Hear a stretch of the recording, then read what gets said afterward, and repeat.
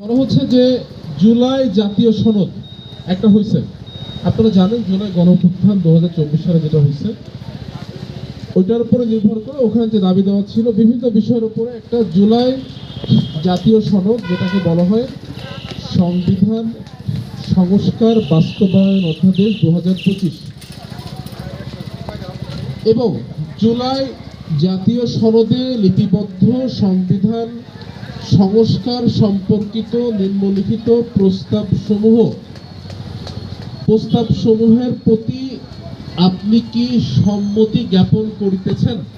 প্রশ্নবোধক চিহ্ন, হ্যাঁ বা না। হ্যাঁ, চারটা প্রস্তাবনা। এক নম্বর হচ্ছে নির্বাচনকালীন তত্ত্বাবধায়ক সরকার, নির্বাচন কমিশন এবং অন্যান্য সাংবিধানিক প্রতিষ্ঠান জুলাই সনদে বর্ণিত প্রক্রিয়ার আলোকে গঠন করতে হবে। আমি আরেকবার বলি, এক নম্বর প্রস্তাবনা, নির্বাচনকালীন তত্ত্বাবধায়ক সরকার, নির্বাচন কমিশন এবং অন্যান্য সাংবিধানিক প্রতিষ্ঠান জুলাই সনদে বর্ণিত প্রক্রিয়ার আলোকে গঠন করতে হবে। আমি বলতে পারলাম তো?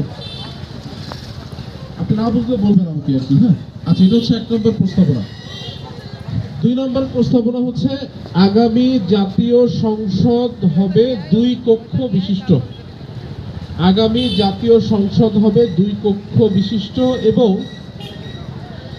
জাতীয় সংসদ নির্বাচনে দলগুলোর প্রাপ্ত ভোটের অনুপাতে 100 সদস্য বিশিষ্ট একটি উচ্চ কক্ষ গঠিত হবে।